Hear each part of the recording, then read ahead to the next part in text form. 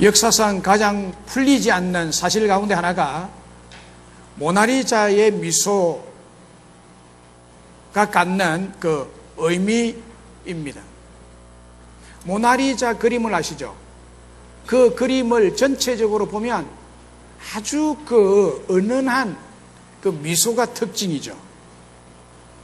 그런데 자세히 옆에 가서 보면 웃는 얼굴이 아닌 것 같아요. 그런데 그 은은한 입가에 퍼지는 그 미소는 무슨 의미인지, 그 미소가 무엇을 의미하는지 아는 사람이 없다고 합니다. 그런데 모나리자의 미소보다도 더 풀리지 않는 것이 오늘 본문에 나오는 아브라함의 미소를 띤 웃음입니다. 아브라함의 이 의미 깊은 웃음이 어떤 웃음인지 아직 아무도 못 풀고 있습니다. 하나님께서 사레의 이름을 사라라고 고치라고 하시면서 사라가 내년 이맘때 아들을 낳아 줄 것이라고 말씀하셨을 때 아브라함은 엎드려서 웃었습니다. 뭐 큰 소리 내어서 웃었겠습니까마는 미소였죠. 미소를 띠면서 웃었겠죠. 그러면서 100세가 된 사람이 어떻게 자식을 낳겠으며 90세 된 사라가 어떻게 아들을 출산할 수 있겠는가 하고 혼자 웃으면서 중얼거린 것입니다. 이 아브라함의 웃음에 대해서 칼빈은 아브라함이 너무 기뻐서 웃었다라고 해석을 했습니다. 그토록 기다렸던 하나님의 축복이 바야흐로 이제 이루어지기 때문에 그가 너무 기뻐서 웃었다는 겁니다. 칼빈은 그렇게 해석을 했어요. 그러나 저의 해석으로는 아무리 믿음의 조상 아브라함이라고 해도 결코 믿음으로 기뻐서 웃은 것 같지가 않습니다. 우리는 본인이 아니니까 왜 웃었는지, 왜 미소를 지었는지 구체적으로 알 수는 없지만은 오늘 본문의 정황으로 볼 때 아브라함은 이 하나님의 약속하시는 말씀에 전혀 준비가 되어 있지 못하다는 사실을 알 수가 있습니다. 왜냐하면 아브라함은 아들이 없음으로 인한 인간적인 괴로움을 겪고 외로움을 겪고 눈물겨운 고통을 인간적인 생각으로 자기 아들 문제는 첩의 자식으로 아들을 삼음으로써 이 골치 아픈 후사 문제를 이미 해결해 놓고 끝낸 상태입니다. 이미 끝낸 상태예요. 아들이 안 생기니까 첩의 아들을 낳았어요, 지금. 그런데 아브라함에게는 끝난 문제일지 모르지만 하나님에게는 이 문제가 끝나지 않았다고 말씀하고 계십니다. 그래서 16절, 19절, 21절에서 계속 내년 이때 사라가 아들을 낳을 것이라고, 그냥 자녀가 생길 것이라가 아니라 아들, 딸이 아니라 아들을 낳을 것이라는 약속을 하나님께서 강조해 주고 있습니다. 그러니까 지금 아브라함은 기가 막혀서 웃고 있는 것입니다. 그리고 이렇게 말하고 있죠. 100세 된 사람이 어찌 자식을 낳을 수 있습니까? 사라는 90세니 어찌 출산하리요? 이스마엘이나 하나님 앞에서 살기를 원하나이다. 이스마엘이 내 후사로서 아들을 정해놨습니다 라는 말이죠. 그리고 창세기 18장 9절로 15절에서도 보면 소돔 성으로 가기 위해서 찾아온 하나님의 사자가 또다시 사라에게 아들이 있으리라고 17장에서 약속한 것을 재차 말했을 때 이때는 사라가 그 소리를 듣고 사라도 웃습니다. 18장 12절에 보면 사라가 속으로 웃고 이르되 내가 노쇠하였고 내 주인도 늙었으니 내게 무슨 즐거움이 있으리요. 아브라함도 그의 아내도 하나님의 약속의 말씀 앞에 완강하게 불신을 표시하고 의심의 마음을 나타내고 있습니다. 나이가 지금 얼마인데 벌써 경수가 끊어지고 아이 놓을 수 있는 신체적인 조건은 다 사라져 버리는데 무슨 아들을 낳는단 말이냐? 참 웃었네, 이 얘기예요. 그게 웃어서 웃은 게 아니라 비웃음이 섞인 웃음이죠. 불신앙적인 웃음입니다. 믿음의 조상이라고 하는 아브라함의 모습이 우리들의 모습이기도 하죠. 여러분, 하나님의 약속을 다 믿습니까? 그대로 되리라고 지금까지 믿고 왔습니까? 그대로 되었습니까? 아무리 하나님께서 말씀으로 약속해 주셔도 의심하며 완경하게 불신하고 하나님의 약속의 말씀을 거부하고 있는 실정 아니겠습니까? 믿음의 조상 아브라함도 불가능하다고 속으로 비웃었던 이 하나님의 약속의 말씀이 아브라함에게 그대로 이루어집니다. 그대로 이루어집니다. 어떻게 이루어졌습니까? 하나님의 절대 능력으로, 하나님의 절대 주권으로 아브라함의 신체적인 상황에 상관없이 하나님이 이루어 주셨습니다. 왜요? 왜 이루어졌습니까? 하나님은 반드시 우리에게 약속을 지키시는 전능하신 하나님이시기 때문입니다. 16절과 19절과 21절에 보면 계속해서 내게 아들을 낳아줄 것이다. 내 아내 사라가 내게 아들을 낳을 것이다. 21절에는 내년 이 시기에 사라가 내게 아들을 낳을 이삭, 이름까지 다 지어줍니다. 아직까지 생기지도 않는 아들에 대한 이름을 하나님께서 지어서 내년 이맘때에 아들이 생길 것이다. 이 약속의 말씀으로 언약을 맺으시는 하나님은 오늘 본문이 있는 창세기 17장 1절에 보면 하나님이 어떤 하나님이라고 나타나시는가 하면은 나는 전능한 하나님이라 라고 했습니다. 할렐루야. Almighty God, 모든 것을 할 수 있는 능력을 가지신 하나님이라 이렇게 말씀합니다. 불가능이 없는 하나님이라. 사라의 태가 말라버려도 내가 그 태에서 아들을 낳게 하리라. 나는 전능자라 라고 말씀합니다. 그리고 난 다음 18장 14절에 여호와께서 능하지 못한 일이 있겠느냐라고 말합니다. 여호와께 능치 못한 일이 있겠느냐. 아브라함과 약속하신 하나님은 전능하신 하나님이십니다. 전능하신 하나님 여호와에게는 능치 못할 일이 없으신 분이십니다. 그러므로 하나님께서 아브라함에게나 오늘 우리에게 약속하시는 모든 말씀은 이루어 주실 수 있으신 전능하신 하나님이 되십니다. 그러므로 하나님은 반드시 우리에게 약속으로 말씀하시고 우리에게 약속으로 말씀하시고 기록된 약속을 지키시고 능히 성취하시고 이루시는 전능자이십니다.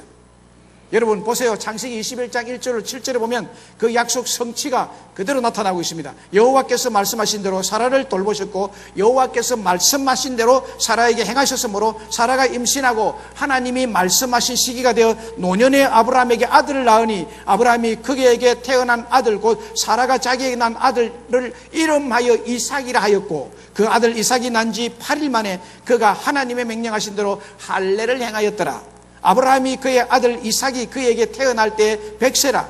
사라가 이르되 하나님이 나를 웃게 하시니 듣는 자가 다 나와 함께 웃으시리로다. 또 이르시되 사라가 자식들을 젖먹이겠다고 누가 아브라함에게 말하였으리요마는 아브라함의 노경에 내가 아들을 낳았도다 하니라 라고 했습니다. 내가 기적을 보았느니라. 할렐루야.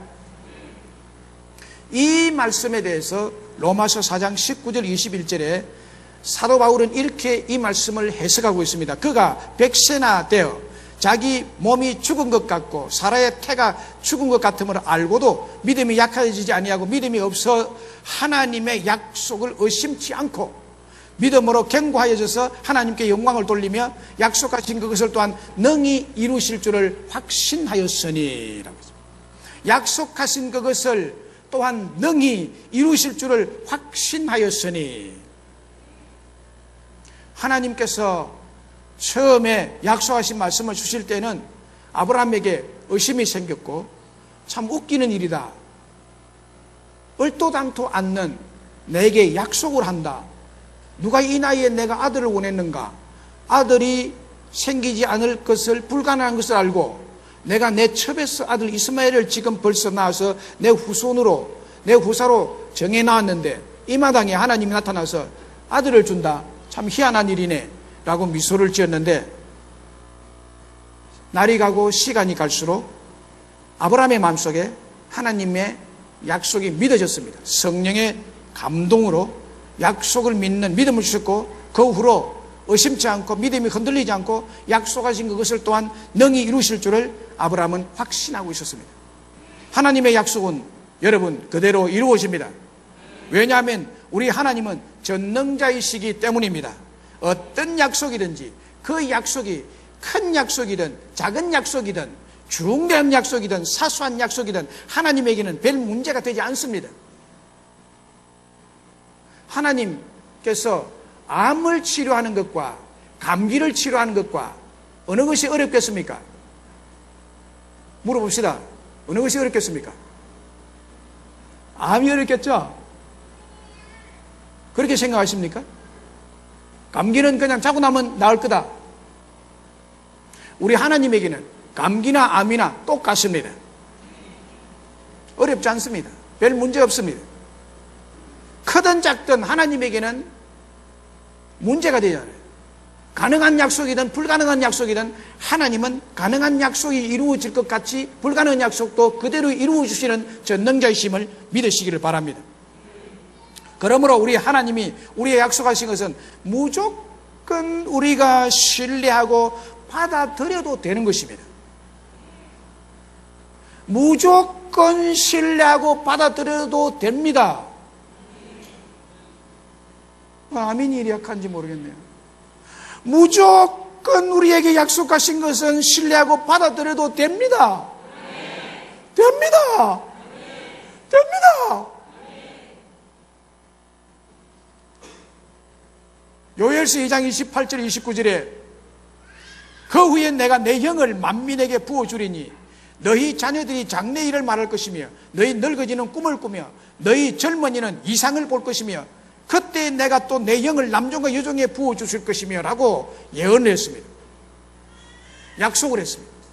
그 약속의 말씀이 사도행전에 나오는 초대교회가 시작될 때 그대로 성취가 되고 이루어집니다. 사도행전 1장 4절 5절에 예수님께서 부활하시고 난 다음에 성천하시기 직전에 사도와 함께 모이사 그들에게 분부하여 이르시되 예루살렘을 떠나지 말고 내게서 들은 바 아버지께서 약속하신 것을 기다리라. 아버지께서 약속하신 것을 기다리라. 요한은 물로 세례를 베푸으나 너희는 맨날이 못되어 성령으로 세례를 받으리라. 사도행전 1장 8절에서 오직 성령이 너희에게 임하시면 너희가 권능을 받고 예루살렘과 온 유대와 사마리아와 땅끝까지 이르러 내 증인이 될 것이다.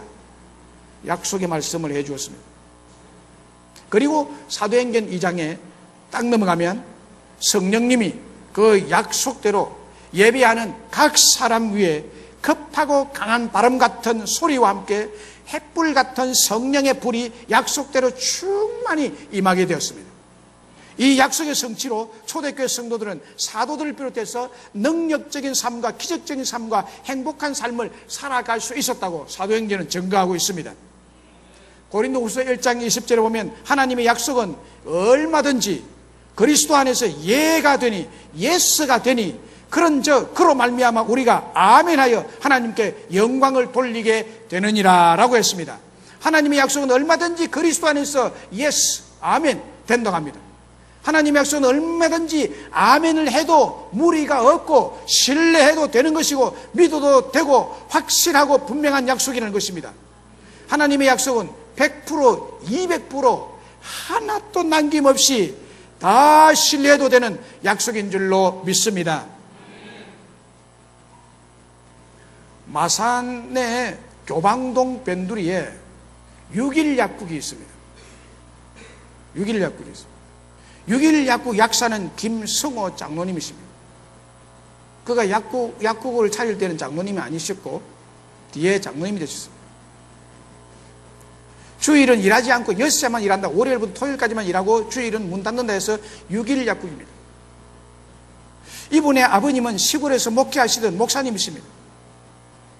옛날이나 지금이나 시골에서 목회하시는 목사님들은 대부분 어려운 환경에서 목회를 하고 계시죠. 참 어렵습니다. 50년대 당시에는 더 어려웠죠. 그는 목사님의 6남매 중에 5번째 아들로 태어났는데 어린 시절 자라면서 너무나 어려워서 굶을 때가 많을 만큼 어렵게 자랐어요. 배를 너무너무 많이 골았어요. 그래서 가난이 너무나 어렵고 가난한 것이 너무 힘들고 가난한 것이 너무 싫어서 배고플 때마다 자기가 결심하기를 내가 열심히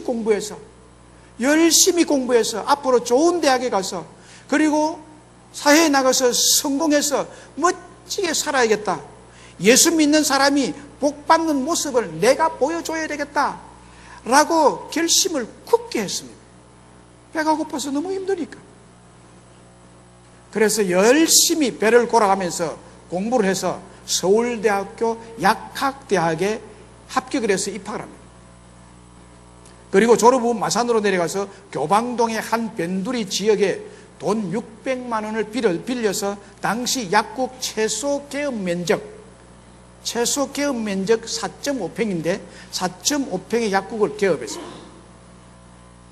그런데 그 약국이 언덕 위에 있고 변두리라서 시내버스를 타고 가도 시내버스 정류장에 내려서 15분을 더 걸어서 가야 하는 그런 위치에 약국이 자리 잡고 있었습니다. 그러니 약국에 손님이 올 리가 없습니다. 손님 올 리가 없습니다. 약사로서 실력은 있지만은 서울대 약계 졸업이니까 실력은 안 있겠습니까? 있지만 찾기 힘든 곳에 손님이 오지 않으니 약국을 경영해 나가기가 여간 힘들지 아니했습니다. 참 힘들었습니다. 손님이 와야죠. 그거 뭐한테 손님 가겠습니까? 약국은 보통 사거리, 변두리, 모퉁이에 딱 요지에 자리 잡아야 많은 사람들이 왕래하는 곳에 있어야 약을 사러 오면 가스맹수 한 병을 사 먹어도 그게 눈에 보이는 약국 가게 안 가겠습니까? 그 변두리에 그게 버스 내려서 15분 걸어서 누가 일부러 그 약국까지 사러 가겠습니까? 손님이 없었어요. 그러나 그는 언제나 하나님의 약속을 믿는 믿음을 가졌습니다. 하나님의 약속은 이루어진다. 하나님의 약속은 이루어진다. 하나님이 나와 함께 하시고 그리고 하나님께서 내게 복을 주실 것이다 라는 하나님의 약속을 굳게 붙들었습니다. 이 약속을 붙들기 위해서는 흔들림이 없었습니다. 그리고 시내에 가서 돈이 없다고 버스를 타고 다닌 게 아니라 일부러 택시를 타고 6일 약국 갑시다 라고 택시 타고 들어옵니다. 일일이 택시 기사가 모르면 이렇게 돌아요. 좌회전합니다. 우회전합니다. 그 다음 앞으로 직진입니다. 다시 우회전입니다. 다시 좌회전입니다. 그리 가면 이리 갑니다. 6일 약국이 딱 머리에 박히도록 한번 택시 기사를 타면 그 택시 기사에게 6일 약국을 가르쳐 줍니다. 그렇게 3년 동안을 시내만 나가면 또 일부러라도 나가서 들어올 때 택시를 타고 6일 약국 갑시다. 자기가 6일 약국 갑시다. 그랬더니 마산과 창원 일대에서 한 달 이상 택시 운전을 했다면 6일 약국을 모르면 간첩이다라는 소리까지 듣도록 했습니다. 참 놀랍죠? 그러니까 기사분들이 6일 약국 하면 어디에 있는지 다 알게 돼버렸습니다. 그러면서 조명도 환하게 바꾸고 문도 자동 문으로 바꾸고 오는 손님에게 최고의 서비스를 다했습니다. 그리고 약국을 한 번이라도 찾아온 고객의 이름을 일일이 다 외웠습니다. 한 번이라도 찾아온 사람이라면 일일이 그 이름을 다 외우고 있었습니다. 또 주변 동네 주민들을 섬기는 고객 감동 경영으로 약을 팔았습니다. 그랬더니 하나님께서 되게 해 주시니까 약국을 개설한 지 12년 만에 약국을 통해서 난 매출이 200배가 넘도록 하나님이 축복해 주셨습니다. 할렐루야. 그리고 그가 하는 것마다 대성공을 하게 됐는데 성공의 비결을 묻는 사람에게 이렇게 간증합니다. 저의 경영 지침서는 바로 성경입니다. 성경에 나와 있는 약속을 의심없이 믿고 그대로 생활하다 보니까 성공할 수밖에 없었습니다. 자본도 없고 천재적인 재능도 없지만은 성경의 약속을 믿고 그 원칙을 지켰더니 약속대로 성공하게 되었습니다 라고 그는 말합니다. 성경의 약속대로 살고 성경의 약속대로 사업을 하고 성경 약속대로 인간관계를 가지면 반드시 성공하도록 하나님께서 축복하신다고 했습니다. 왜냐하면 성경의 약속 말씀이 우리 삶을 인도하는 내비게이션이 되고 등대가 되기 때문이라고 그는 강조하고 있습니다. 사랑하는 여러분, 아무리 가난하여 자본도 없고 천재적인 재능도 없고 열악한 환경이라도 나의 나됨과 상관없이, 나의 행편과 상관없이 하나님의 약속은 시퍼렇게 살아 있습니다. 그리고 그 약속을 믿는 자에게는 반드시 이루어지도록 하나님이 역사하십니다. 그 약속대로 하나님이 하십니다. 성경학자에 의하면 성경 말씀 속에는, 이 성경 66권 신구약 성경 약속 속에는 32,500가지의 약속들로 가득 차 있습니다. 32,500개 이 약속. 그래서 오늘 설교 제목을 325의 축복이, 32,500개의 약속의 축복, 이 뜻입니다. 오늘 설교 제목을 보고 3.2.5 축복이 뭘까? 바로 이것입니다. 하나님은 32,500개의 약속으로 우리에게 약속을 해주시고, 그 약속을 지키심으로 우리를 특별한 하나님 백성으로 축복하시고 보호하시고 인도하여 가시는 줄로 믿습니다. 그래서 성경은 약속의 책이기 때문에 옛날 책을 구약, 새로운 책을 신약, 그래서 구약과 신약을 합해서 성경 한 권, 바이블이 된 것입니다. 구약은 예수님이 오시기 전에 옛 약속이고, 신약은 구약에 약속된 약속의 성취로 예수님이 오신 새로운 약속으로 성경이 이루어져 있다는 뜻입니다. 그래서 성경은 약속의 책이다, 이 말이에요. 구약과 신약. 구약은 동네에서 아줌마들이 쑥해가지고 그 데려가지고 먹는 구약이고, 신약은 이제 양방으로서 의사들이 하는 그런 것이 신약이다, 이게 아니고요. 성경은 영생에 대한 약속과 축복에 대한 약속들로 가득 차 있습니다. 죄를 씻어 영생을 주시겠다는 약속, 성령을 부어주시겠다는 약속, 자녀를 주시겠다는 약속, 부유하게 해주시겠다는 약속, 건강하게 해주시겠다는 약속, 능력을 주시겠다는 약속, 최고의 행복자가 되게 해주시겠다는 약속, 꼬리가 되지 않고 머리가 되게 해주시겠다는 약속 등등, 이 축복의 하나님의 약속들은 빠짐없이 다 이루어진 줄로 믿습니다. 지금도 이루어지고 있습니다. 앞으로도 이루어질 것을 믿습니다. 하나님은 이 많은 약속들을 그러면 어떻게 다 지키시고 이루어 주실 수 있을까요? 하나님은 신실하신 분이시기 때문입니다. 하나님은 신실하신 분입니다. 하나님은 전능하신 분이기 때문에 이루어 주시고, 하나님은 신실하시기 때문에 이루어 주십니다. 우리 사람들을 생각해 봅시다. 사람들은요, 약속한 것에 대해서 변심하는 경우가 참 많습니다. 많은 사람들이 결혼할 때 영원히 함께 할 것과 변심할 것을 서약하지만 파기하는 경우가 참 많죠. 금방 오늘 결혼식장에서 많은 정인들 앞에 서약하고 약속을 해놓고 신혼여행지에 가서 이혼하고 돌아오는 사람이 많습니다. 10년 후에 이혼하고 30년 후에 그 약속을 파기하고, 교회에서도 직분을 세울 때 하나님 앞에서와 많은 정인들 앞에서, 성도들 앞에서 직분에 걸맞는 신앙생활과 충성을 다할 것을, 지사 충성할 것을 약속하고 서약을 하고도 파기하는 경우가 얼마나 많은지 모릅니다. 식은 죽 먹듯이 파기해버립니다. 그렇습니다. 사람들은 변심하기 때문에 약속을 지키지 않는 경우가 참 많습니다만은 우리 하나님은 그런 분이 아니십니다. 우리 하나님은 차원이 다르신 분입니다. 우리 하나님은 신실하신 분이기 때문에 절대로 변심이 없으신 하나님이십니다. 민수기 23장 19절에 보면 하나님은 사람이 아니시니 거짓말을 하지 않으시고 인생이 아니시니 후회가 없으시도 어찌 그 말씀하신 바를 행하지 않으시며 하신 말씀을 실행하지 않으랴라고 했습니다. 하나님은 사람처럼 거짓말을 하지 않습니다. 약속하신 말씀에 후회하심이 없었습니다. 괜히 약속했네 저 인간하고, 그런 후회가 없습니다.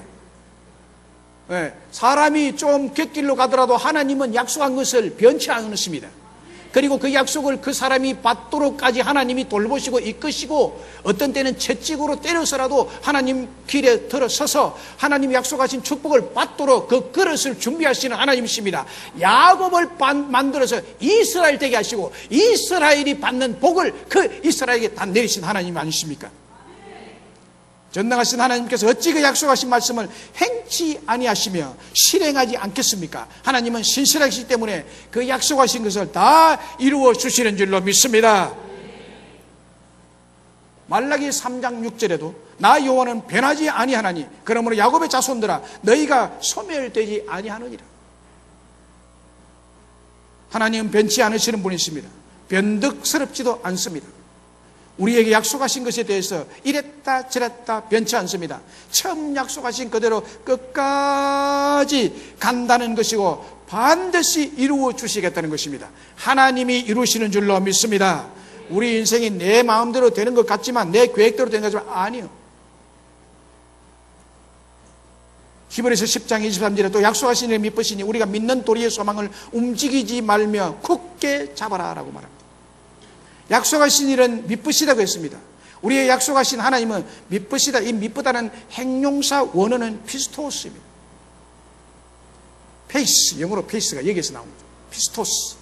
신뢰할 수 있는, 신실한, 믿을만한, 신임하는 라는 뜻이 있습니다. 그러니까 우리에게 약속하신 하나님, 우리가 믿는 하나님은 신실하신 분이고 믿을만한 분입니다.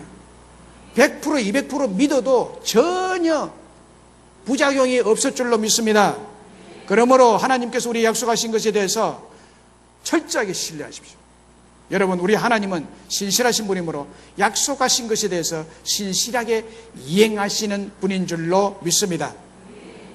또한 하나님이 약속을 다 지킬 수 있다는 것은 약속을 잊어버리지 않기 때문입니다. 하나님은 한 번 약속한 것 잊지 않습니다. 20년 전에 약속한 것, 30년 전에 약속한 것, 100년 전에 약속한 것, 200년 전에 약속한 것, 400년 전에 약속한 것, 하나님은 그 후손에게 반드시 이루어 주십니다. 인간은 약속을 해놓고 잊어버릴 때가 있죠. 이거 해줄게 저거 해줄게 해놓고는 잊어버립니다. 또 의도적으로도 지키지 않을 때가 있죠.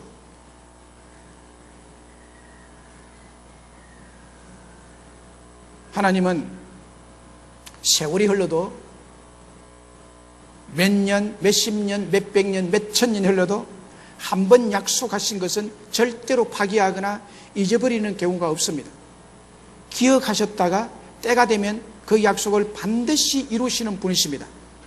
하나님은 이스라엘 백성들에게 애굽의 400년 종살이에서 이스라엘을 건지시겠다고 아브라함 때에 약속했습니다. 아브라함 때에 약속했습니다.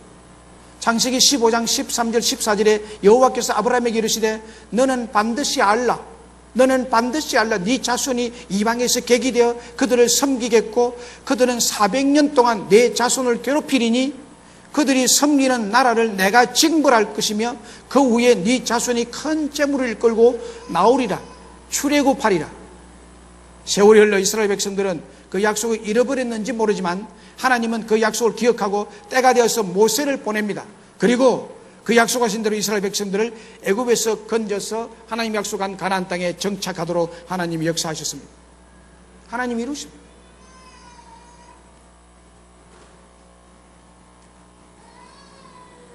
(1982년 4월에) 제가 신학교 공부를 할 때입니다. 그때 저희 앞길이 암울했고 저는 많은 핍박 가운데서 신학 공부를 하고 있습니다. 그러니까 집에서는 돈줄이 끊어지고 너무나 어려웠습니다. 그래서 늘 제 앞길이 걱정이 됐습니다. 늘 하나님께 기도하고 성경을 읽고 저는 불신가정에서 신학 공부를 신학교에 들어갔기 때문에 저희 동기들은 목사님 아들 많고 장로 아들들이 많았습니다.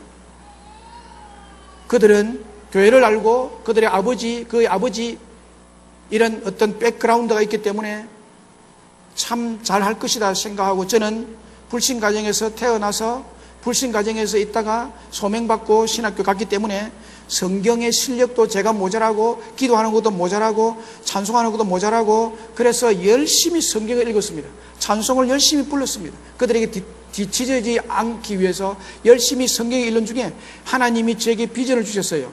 어느 날 시편 16편을 읽는데 16편 6절에 이런 말씀이 나옵니다. 내게 줄로 재어준 구역은 아름다운 곳에 있으며 나의 기업이 실로 아름답도다. 내게 줄로 재어준 구역, 내가 앞으로 교회를 세워서 목회를 해야 되는데 하나님이 내가 어디에서 어떻게 목회를 할 것인지 암울하고 캄캄하고 어떤 대안이 서지를 않는데 이것 때문에 너무나 많은 고생을 하고 염려를 하고 마음에 근심이 돼서 잠도 안 올 때가 있었는데 내가 성경을 읽는데 이것이 내 마음에 그대로 박혀버렸어요. 내게 줄로 재어준 구역은 아름다운 곳에 있으며 나의 기업이 실로 아름답도다. 하나님이 내게 축복하실 것이다. 목회에 축복할 것이다. 이렇게 좋은 땅을 너에게 줄 것이다 라는 약속으로 제가 받아들였습니다. 그래서 이 말씀의 약속으로 내게 하나님이 내게 주신 줄 알고 이것을 가지고 한동안 기도를 많이 했습니다. 신학교 졸업 때까지 기도했습니다. 졸업 후에 개척을 하고 고난과 역경과 싸우고 목회에 집중하다 보니까 이 약속을 까마득하게 잊어버렸습니다. 까마득하게 잊어버렸어요. 그냥 현실의 어려움을 대처해 나가다 보니까 하나님이 그때 내게 주신 이 약속의 말씀을 까마득하게 잊어버렸어요. 그런데 하나님이 저에게 찬송하게 하고 기도하게 하셨는데 2010년 28년 후에 2010년 4월에 이 약속이 완벽하게 이루어졌는데 이 땅을 2010년 4월에 계약을 했어요. 이 땅은 정관 신도시를 형성할 때 청량 기사들이 정확하게 청량을 해서 320평 청량을 해가지고 종교부지로 딱 정해놓았습니다. 이것을 다른 교회에서 차지하고 있었습니다. 그런데 하나님이 그에게 주지 않고 저에게 이것을 주셨습니다. 28년 만에 시편 16편 6절의 말씀을 저에게 그 암울할 때 주신 약속, 나는 그동안의 고난 때문에 여러 가지 살인 때문에 이 약속의 말씀을 까마득하게 잊어버리고 있었는데 하나님은 잊지 않으시고 저를 기억하시고 이 약속대로 이루어 주셨습니다. 내게 줄로 재어준 구역은 아름다운 곳이 있으며, 야 여러분, 정관이 정말 아름다운 곳입니다. 동의하지 않으시는 거예요. 정말 공기 좋고요, 정말 어린 아이들 참 살기 좋고요. 어제도 보니까요, 개울에서 아이들이 거기 개울에 발벗고 들어가가지고 고기 잡는다고 막 이래요. 아이들은 그렇게 놀아야 되거든요. 개울에서 물장구 치고 이렇게 가재 잡으면서. 저는 어릴 때 가재 잡고 이렇게 놀았거든요. 자강천이 얼마나 좋습니까? 자전거 도로가 여기에서 임랑해수욕까지 바로 팽지로, 여러분 얼마나 좋은지 몰라. 정말 아름다운 곳에 하나님이 저에게 줄로 재어준 구역을 그대로 이루어 주신 거죠. 할렐루야. 여러분, 여기 목사님들이요, 이런 곳에서 예배당 지어서 목회하는 것이 평생의 소원 아니겠습니까? 그런데 하나님은 제 약속을 믿는 이 시편 16편 6절의 말씀을 그때 저에게 줬는데 저는 이것을 막연하게 믿었죠. 하나님 내게 좋은 구역, 좋은 참 줄로 지어진 아름다운 구역에서 목회하도록 하실 모양이다 막연하게 믿었는데요, 하나님은 이것을 잊지 않고 저에게 28년 만에 이루어 주시더라 하는 거예요. 누가 뭐래도 저는 이 약속을 믿습니다. 하나님이 이루어 주신 약속을 믿어요. 사람을 잊어버릴지라도 하나님은 한 번 약속하신 것을 세월이 흘러도 반드시 기억하며 지켜주시는 분이십니다. 그러면 이 약속을 바라보고 이 약속이 나의 것이 되고 내 삶의 현실적으로 그대로 내 눈으로 볼 수 있는, 내가 누릴 수 있는 축복으로 나에게 나의 것이 되려면 어떻게 해야 되느냐는 거예요. 여러분, 약속을 붙드시고 그 약속을 믿으시고 그것을 붙들고 기도하시기를 바랍니다. 성경에 32,500가지 약속이 있습니다. 그 약속은 모두 우리에게 이루어 주시겠다고 하신 약속입니다. 그 약속의 말씀을 붙잡고 믿음으로 기도할 때 그 하나님의 약속이 우리 인생에 그대로 이루어지는 것입니다. 그대로. 그래서 성경을 읽으면서 여러분들이 붙잡고 싶은 약속의 말씀을 딱 붙잡으시라고요. 그걸 암송하시라고요. 이것이 내게 그대로 되어지기를 원합니다. 하나님, 이게 약속인 줄 믿습니다. 하나님은 내게 약속해서 내가 이것을 발견하게 되고 이것을 만나게 되고 이 말씀을 내가 보게 되었습니다. 라고 그 말씀을 붙들고 그것을 믿고 하나님께 기도하십시오. 기도해 놓으십시오. 그러면 중간에 내가 잊어버린 한이 있더라도 우리 하나님은 기억하시고 그것을 때가 되면 반드시 이루어질 줄로 믿습니다. 마태복음 7장 7절에 보면 구하라 그리하면 너에게 주실 것이요 찾으라 그러면 찾을 것이요 문을 두드리라 그러면 너에게 열릴 것이라고 말합니다. 좋은 것이 약속되어 있어도 우리에게 구하라 찾으라 두드리라고 말씀합니다. 네가 두드리면 두드러기라도 해야 되지 않겠느냐, 찾기라도 해야 되지 않겠느냐, 기도라도 좀 해야 되지 않겠느냐, 내가 좋은 것을 예비하고 있는데 좀 나와서 좀 기도라도 좀 해야 되지 않겠느냐라고 말씀하시는 것입니다. 여러분 할 수 있을 줄로 믿습니다. 믿고 구할 때, 믿고 기도할 때 그 좋은 약속들이 내 삶의 현실에 내 것이 된다는 말씀이죠. 예레미야서 33장 3절에도 너는 내게 부르짖으라 내가 내게 응답하였고 네가 알지 못하는 크고 비밀한 일을 내게 보이리라 라고 했습니다. 기도할 때 약속하신 것을 우리에게 응답하겠다, 기도할 때 약속하신 것을 우리에게 이루어주겠다, 기도할 때 약속하신 것을 내 눈으로 보게 하겠다는 거예요. 영국의 고아의 아버지 조지 밀러는 하나님의 약속의 말씀을 붙잡고 기도한 결과 그의 46년의 사역 동안에 5만 번의 기도 응답을 받았다고 합니다. 5만 번의 기도 응답. 그분의 기도 응답 비결이 뭔가 하면 어려운 상황에 처하면 먼저 기도하는 것이 아니라 그 상황에 맞는 약속의 말씀을 성경에 찾았다고 그래요. 이 상황에서는 하나님이 어떤 약속을 하셨을까? 약속부터 먼저 찾았대요. 그리고 그 상황에만 약속의 말씀을 딱 찾아내가지고 그 약속의 말씀을 붙잡고 하나님께 나가서 기도했다고 합니다. 하나님, 여기 약속의 말씀 있잖아요. 지금 이 약속의 말씀이 내게 이행되어야 되는데 이 말씀 이행해 주세요 라고 기도하면 바로 응답이 된다. 어떤 때는 좀 늦게, 자기가 예상한 만큼의 그 시기에 안 오고 늦게 올 때도 있지만, 늦게 오면 자기가 생각한 때에 응답이 안 오면 계속 나가서 그 말씀을 하나님께 보여주시면서 하나님 말씀 보세요. 이 말씀은 여기 보입니까? 하나님 약속 안 했습니까? 그러면요 꼭 응답을 하신대요. 그래서 5만 번의 기도 응답을 받았대요. 할렐루야. 그 고아의 아버지가 됐죠. 그 아들이 먹을 것이 없어서 굶주리는데 하나님께 나가서 기도하면요 반드시 차가 와가지고 누가 보냈는지 수백 명의 양식을 트럭을 실어가지고 고아원에 싹 당도한대요. 기도가 딱 끝나면. 신비할 정도로 하나님은 이 만물을 주장하시고 무사람의 마음을 감동하시는 하나님이신 줄 믿습니다. 저는 스포츠를 참 좋아합니다. 프로 선수만큼은 안 돼도 이 운동하는 걸 참 좋아해요. 남자들은 대부분 저와 같이 스포츠를 좋아하죠. 운동 중에 특히 저는 테니스를 참 좋아합니다. 동료 목사님들과 어울릴 만큼 칩니다. 그런데 문제가 뭐냐? 실력이 향상이 되지 않는다는 거예요. 늘 제자리 걸음이야. 치다 보면 에러하는 것은 늘 그쪽에서 에러를 해요. 안 고쳐져. 프로 선수들 테니스 치는 거 보세요. 야, 얼마나 정확하게, 얼마나 빠르게, 얼마나 이렇게 그 상황에 적합하게 볼을 다루는지요. 제가 테니스를 친 지 30년이 넘습니다. 그런데 실력이 향상이 안 돼. 이게 문제야. 왜 그런가 하면, 왜 실력이 더 이상 안 느는가 하면, 한 단계를 올라가지 않는가 하면, 가장 기초가 되는 폼, 자세가 제대로 되어 있지 않기 때문입니다. 자세가 제대로 되어 있죠.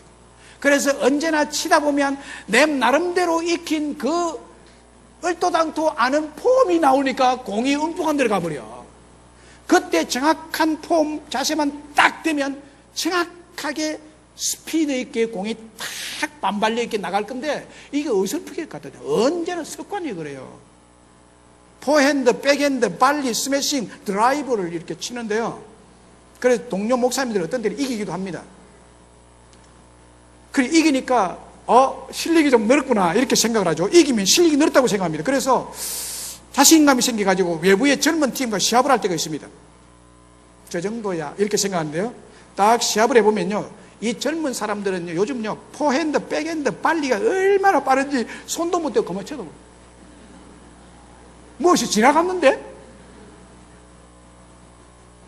금방 지나가버려. 공이 안 보일 정도로 저 젊은 사람들. 제 생각으로 실력이 좀 늘었다고 생각하지만 썸 패배의 잔을 마시고 나면 전혀 그렇지 않다는 것을 종종 경험하는 바입니다. 그래서 그때마다 제 속으로 스트레스가 너무 많이 되니까 내 30년의 테니스의 정체성이 뭐냐 아주 질문을 고상하게 합니다. 깊이 생각해 봅니다. 그렇습니다. 우리가 예수님을 믿는 믿음, 하나님의 약속의 말씀을 믿는 믿음이 평소에는 아주 좋은 것 같다고 생각합니다. 그리고 1년 혹은 2, 3년 동안 말씀을 배우고 나면 스스로 대단한 실력이 있을 것이라고 생각하기도 합니다. 하지만 어떤 어려움에 한번 부딪히며 보면 그때야 여러분들의 그 믿음의 실력이 어디쯤인가 하는 실상을 보게 됩니다. 테니스의 기본 자세, 기본 동작에 잘못이 있으면 테니스가 늘지 않는 것처럼 우리의 신앙생활의 기초와 본질이 기본이 제대로 되어 있지 않으면 믿음이 커지지 않고 성숙하지 않을 뿐만 아니라 하나님의 약속의 말씀을 늘 의심하면서 신뢰하지 않게 됩니다. 그 문제가 있는 거죠. 무슨 문제냐? 기본이 안 되어 있다. 기본이. 기초가 안 되어 있다. 프로 선수들은요 아주 고상한 실력을 자꾸 갈고 닦는 것이 아니라 언제나 기본에 충실합니다. 언제나 기초에 충실합니다. 그 다음에 고차원 실력이 나오게 되는 거지 기초가 안 된 위에 고차원적인 실력이 나올 수가 없습니다. 그러므로 우리는 하나님의 축복을 받아 누리기 위해서는 계속 믿음의 기초를 다져야 될 줄로 믿습니다. 이론이 아니라 실제로 행하는 믿음으로써 우리의 삶의 능력이 나타나야 하는데 믿음의 본질, 믿음의 기초, 믿음의 기본기는 하나님께서 30배, 60배, 100배로 줄이라 되게 하리라는 말씀의 약속을 붙들고 믿음으로 기도하는 것입니다. 이게 기본이요. 이게 기초요. 이게 잘된 폼입니다.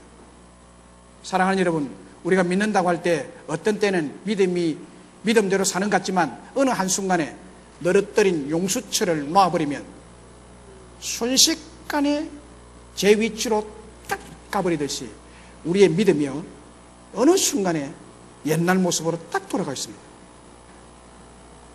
그러면 이 말씀을 다시 정리해서 여러분의 믿음이 하나님의 약속을 붙들고 믿음으로 기도하는 것이 생활화, 체질화, 습관화된 축복된 습관화가 되고 그 결과 우리의 삶 속에서 여러분의 삶 속에서 우리의 몸 속에서 핏줄을 타고 흐르는 피처럼 되어야 할 줄로 믿습니다.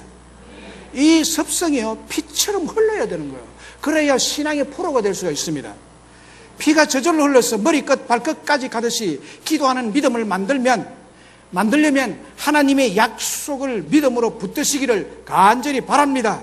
그것이 기도로 생활화, 기도로 체질화, 기도로 축복된 습관화가 되도록 하면 지난 주일의 말씀대로 여러분의 삶이 기적이 상식이 되는 축복된 삶을 살도록 하나님이 역사하셔 주실 줄로 믿습니다. 말씀을 했습니다. 1967년 제 나이가 10살 때인가 그래요. 6.1 전쟁이 일어났습니다. 6.1 전쟁. 아랍에 있는 13개 국가가 이스라엘을 향해서 침략해 왔습니다. 이스라엘 나라를 중간에 두고 그 주변 아랍 나라, 이슬람 국가들이죠. 아랍 나라 13개국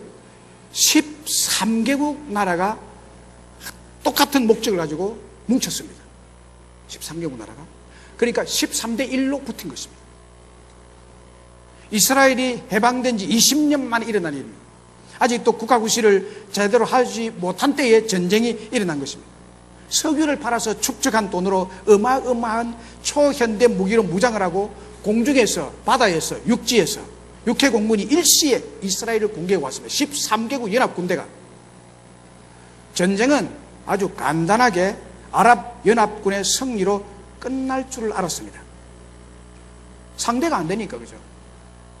그리고 유대인은 이 지구상에서 영원히 사라지는 줄로 알았습니다. 그때 이스라엘군 총참모총장 모세 다얀 장군이 기자회견을 했습니다. 그 기자회견에서 그는 세 가지를 말했습니다. 첫 번째는 우리는 2500년 동안 기다렸던 이 나라의 독립을 얻었다. 우리는 이 전쟁에 개입하지 않을 수 없다. 그래서 싸움을 하지 않을 수가 없다. 두 번째, 이 전쟁은 빠른 시일 내에 끝날 것이다. 빨리 끝날 거다.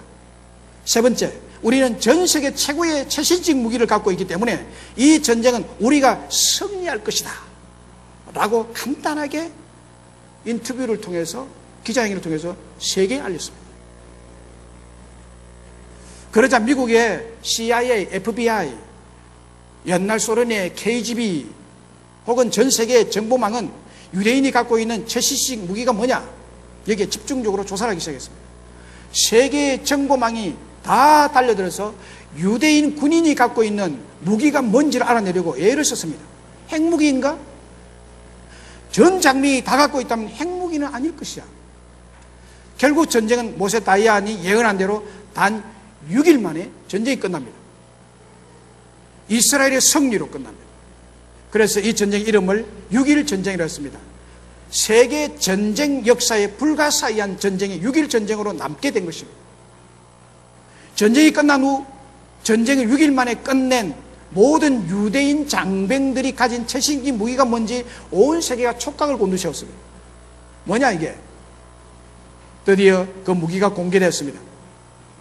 이 무기로 이스라엘이 6일 만에 이긴 것입니다.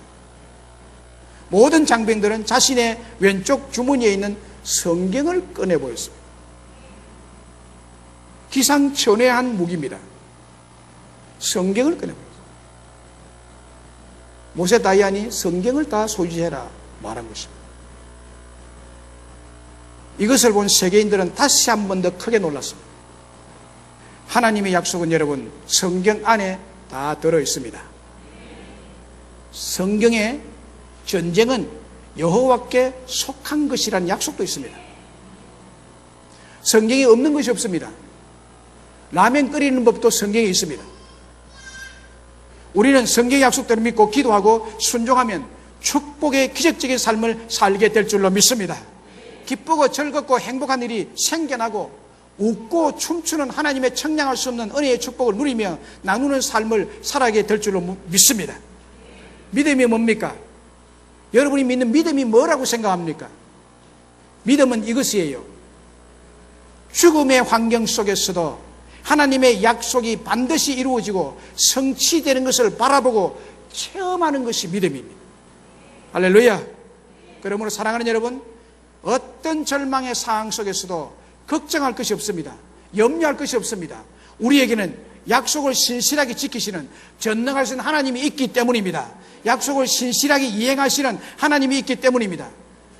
우리가 엎드려 기도할 때 성경에 약속된 32,500가지의 축복들을 우리에게 이루어 주실 줄로 믿습니다. 할렐루야.